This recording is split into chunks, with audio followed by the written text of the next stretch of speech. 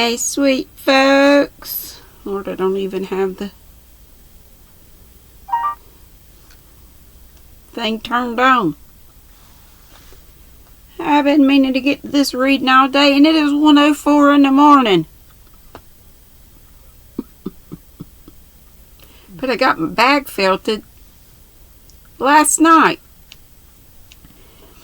And I didn't put part 1 and part 2 up because I was going to attempt to edit and get it all in one thing, and you saw that didn't happen. Oh well. I'm tickled at how it turned out. So that will be my FO for Friday.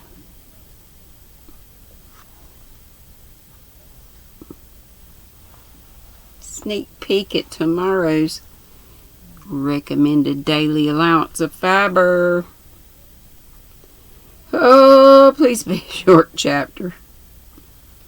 The Old Curiosity Shop. Come on. And we are only 6% through the book because we're only on what? Chapter 5? Some of these chapters are pretty lengthy. There must be lots and lots of chapters. Hope it gets better. That quilt dude freaks me out. I don't know what's up with him. And his wife. And didn't it say at the very end that she smiled? She's got something up her sleeve. Be pushing his butt out that window he was listlessly looking out of. Or something like that. It's taking forever. Sorry, y'all. I usually get the book up before I push the record.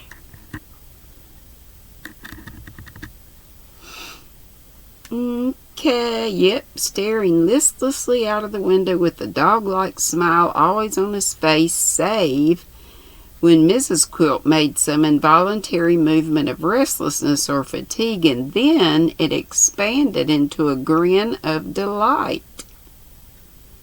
Or was that his smile? Probably. Okay, chapter 5.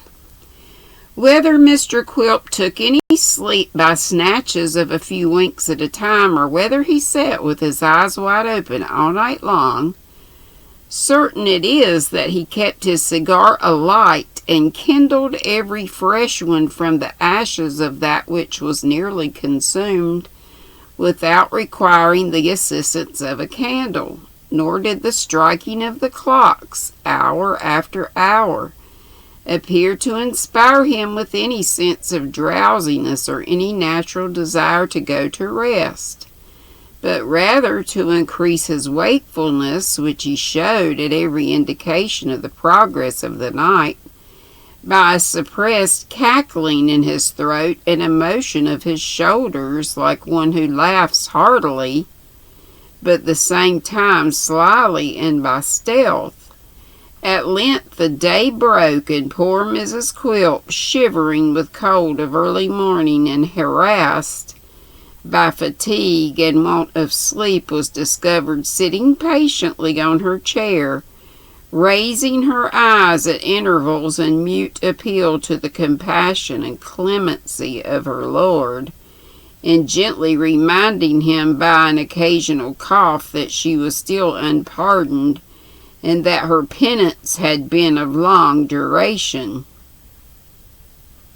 But her dwarfish spouse still smoked his cigar and drank his rum without heeding her, and it was not until the sun had sometime risen, and the activity and noise of city day were rife in the street, that he deigned to recognize the presence by any word or sign. He might not have done so even then, but for certain impatient tapping at the door, he seemed to denote that some pretty hard knuckles were actively engaged upon the other side. "Why, dear me," he said, looking round with a malicious grin, "it's day. Open the door, sweet Mrs. Quilp." His obedient wife withdrew the bolt, and her lady mother entered.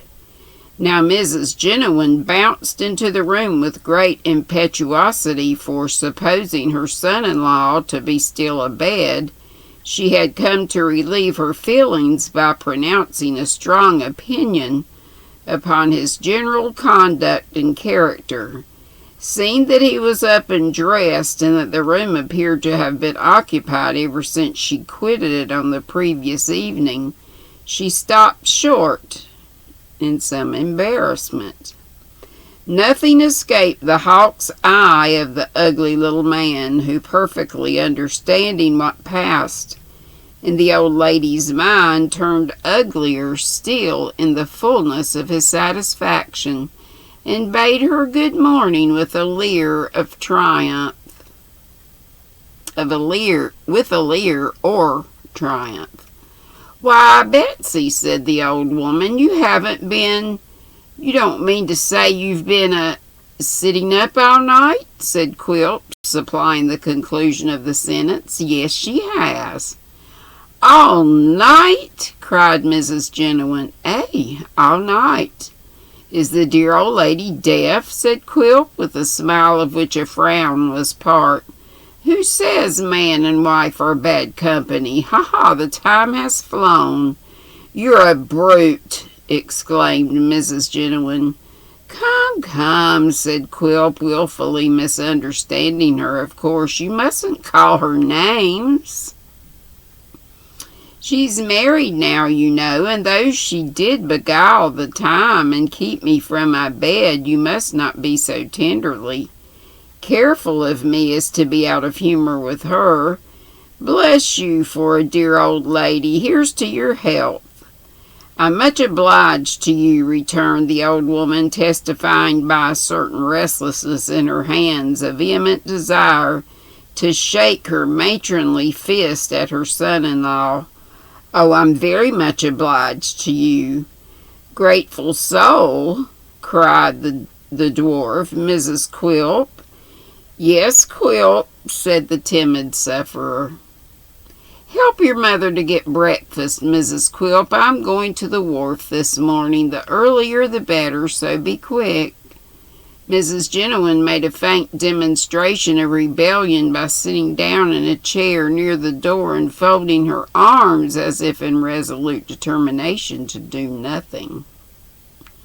But a few whispered words from her daughter and a kind inquiry from her son-in-law whether she felt faint, with a hint that there was abundance of cold water in the next apartment, routed these symptoms effectually, and she applied herself to the prescribed preparations with sullen diligence. While they were in progress, Mr. Quilp withdrew to the adjoining room, and turning back his coat collar, proceeded to smear his countenance with a damp towel of very unwholesome appearance, which made his complexion rather more cloudy than it was before.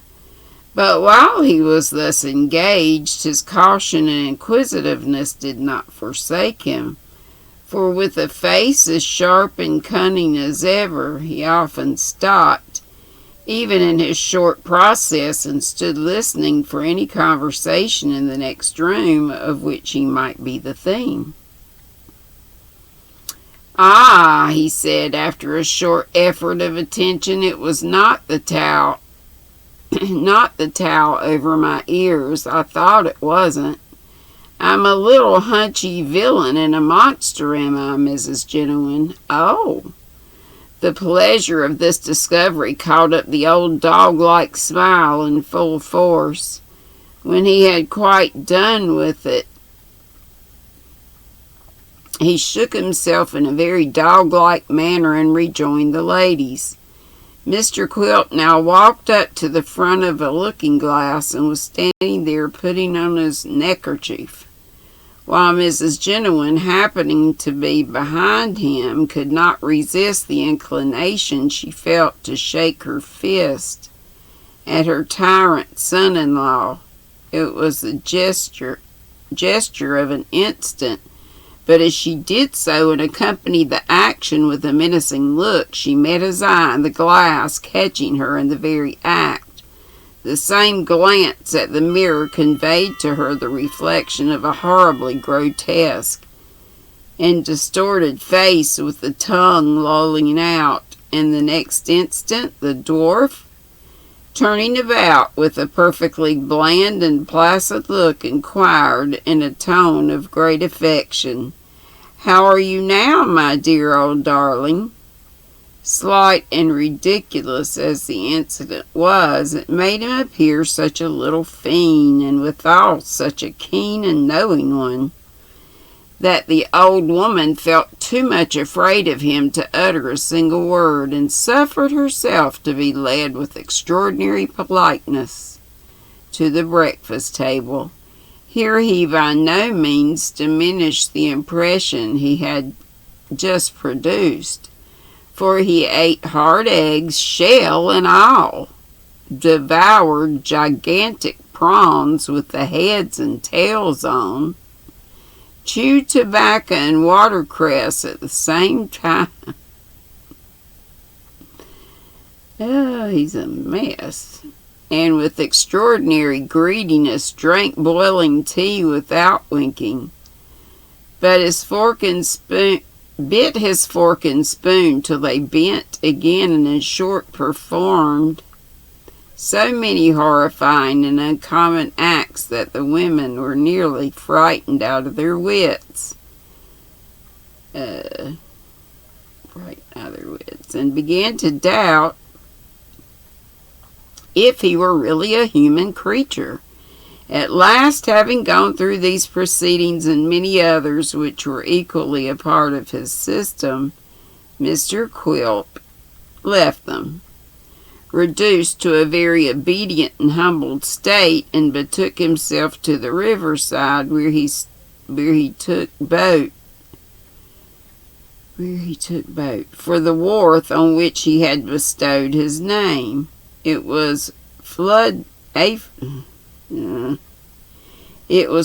tide when Daniel Quilp set himself down in the ferry to cross to the opposite shore. A fleet of barrages were coming lazily on, some sideways, some head first, some stern first, all in a wrong direction, in a wrong-headed, dogged, obstinate way, bumping up against the larger craft, running under the bows of the steamboats, getting into every kind of nook and corner where they had no business, and being crunched on all sides like so many walnut shells, while each with its pair of long sweeps still struggling, and splashing in the water looked like some lumbering fish in pain. In some of the vessels at anchor, all hands were busily engulfing and coiling ropes, spreading out salts to dry, taking in or discharging their cargoes. In others, no life was visible but 2 or 3 tarry boys, and perhaps a barking dog running to and fro upon the deck, or scrambling up to look over the side and bark the louder for the view. Coming slowly on through the forest of masts was a great steamship, beating the water in short, impatient strokes, with her heavy paddles as though she wanted room to breathe, and advancing in her huge bulk like a sea monster among the minnows of the Thames. On either hand were long black tiers of collars. Between them, where'd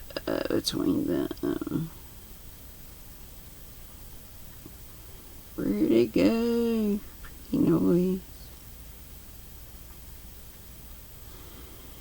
Oh, darn. Okay, between them, vessels slowly working out of harbor, with sails glistening in the sun and creaky noise on board, re-echoed from 100 quarters. The water and all upon it was buoyant. No. And all upon it was an active motion, dancing and buoyant and bubbling up, while the old gray tower and piles of buildings on the shore, with many church spires shooting up between, looked coldly on and seemed to disdain their chafing, restless neighbor. Daniel Quilp, who was not much affected by a bright morning, save in so far as it spared him the trouble of carrying an umbrella, caused himself to be put ashore hard by the wharf, and proceeded thither along a narrow lane, which, partaking of the amphibious character of its frequenters, had as much water as mud in its composition, and every liberal supply of both.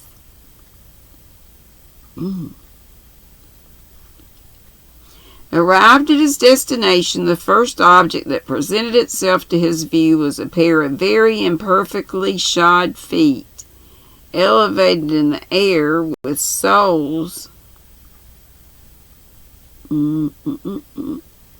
upwards, which remarkable appearance was referable to the boy, who, being of the eccentric spirit, and having a natural taste for tumbling, was now standing on his head, and contemplating the aspect of the river under these uncommon circumstances. He was speedily brought on his heels by the sound of his master's voice, and as soon as his head was in its right position, Mr. Quilp, to speak expressively in the absence of a better verb, punched it for him. "Come, you let me alone," said the boy, parrying Quilp's hand with both his elbows alternatively. "You'll get something you won't like if you don't, and so I tell you." "You dog," snarled Quilp, "I'll beat you with an iron rod, I'll scratch you with a rusty nail, I'll pinch your eyes if you talk to me, I will." With these threats he clenched his hand again, and dexterity diving in between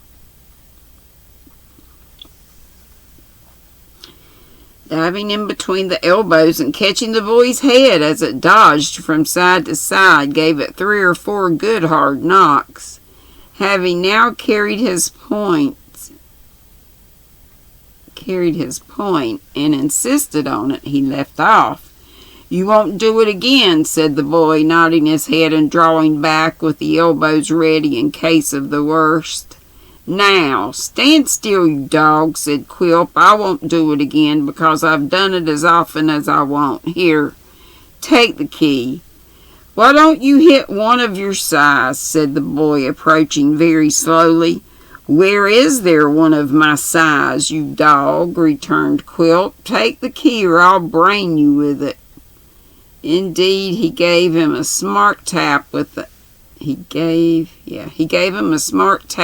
handle as he spoke. "Now, open the counting house."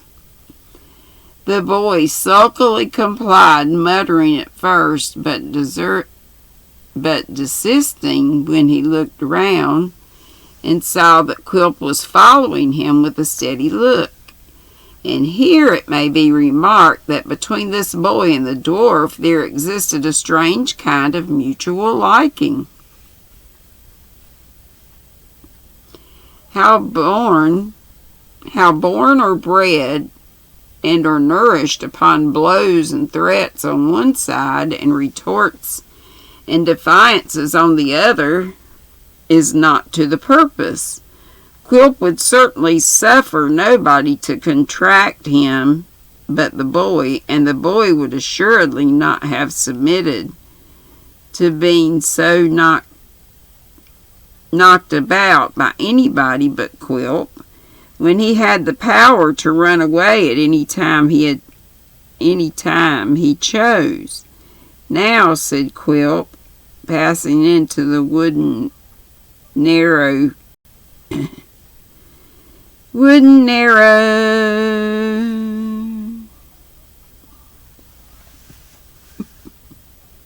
it's my place again. Lincoln House. You mind the wharf. Stand upon your head again, and I'll cut one of your feet off. Gosh. The boy made no answer, but directly Quilp had shut himself in, stood on his head before the door, then walked on his hands to the back, and stood on his head there, and then to the opposite side, and repeated the performance. There was indeed 4 sides to the and we said that all along, I think.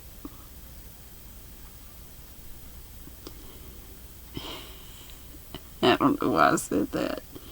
There were indeed 4 sides to the counting house, but he avoided that one where the window was, deeming it probable that Quilp would be looking out of it. This was prudent, for in point of fact the dwarf, knowing his disposition, was lying in wait a little distance from the sash, armed with a large piece of wood, which, being rough and jagged and studded in many parts with broken nails, might possibly have hurt him. You think? It was a dirty little box, this counting house, with nothing in it but an old rickety desk and 2 stools, a hat peg, an ancient almanac, an inkstand with no ink, and the stump of 1 pen, and an 8-day clock which hadn't gone for 18 years at least, and of which the minute hand had been twisted off for a toothpick.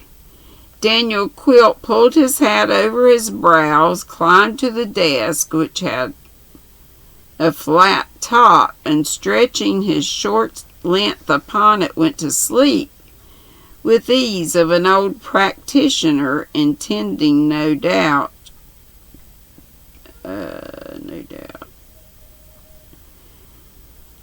to compensate himself for the deprivation of last night's rest by a long and sound nap. Sound it might have been, but long it was not, for he had not been asleep a quarter of an hour when the boy opened the door and thrust in his head, which was like a bundle of badly picked oakum. Quilp was a light sleeper and started up directly. Here's somebody for you. Here's somebody for you, said the boy. Who? I don't know. Ask, said Quilp, seizing the trifle of wood before mentioned, and throwing it at him with such dexterity. That it was well the boy disappeared before it reached the spot on which he had stood. Ask your dog. Not caring to venture within range of such missiles again, the boy discreetly sent instead the first cause of the interruption, who now presented herself at the door.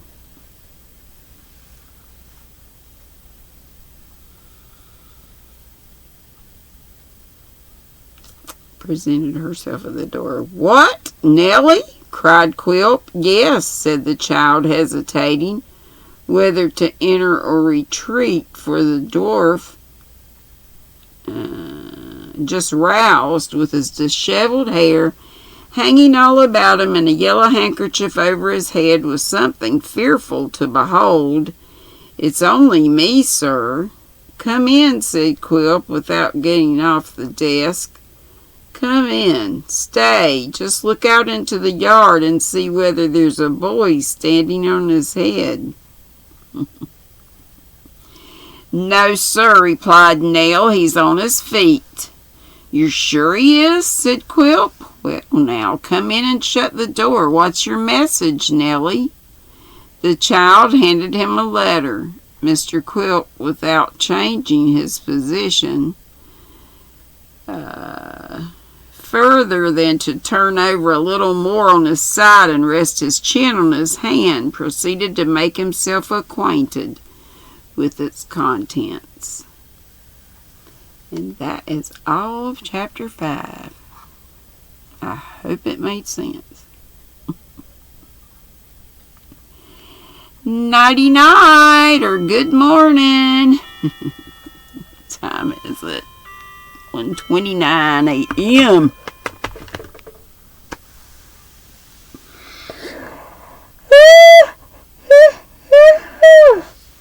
And I'm hungry, but I need to go to bed. Hope to see y'all tomorrow, live at 5. And this is one of those whoopee cake circulo from Darn Good Yarn. Just a different color. Love y'all. Did I say be sweet, don't be ugly? If I didn't, there you go. If I did, you got it again. Sleep well. Bye-bye.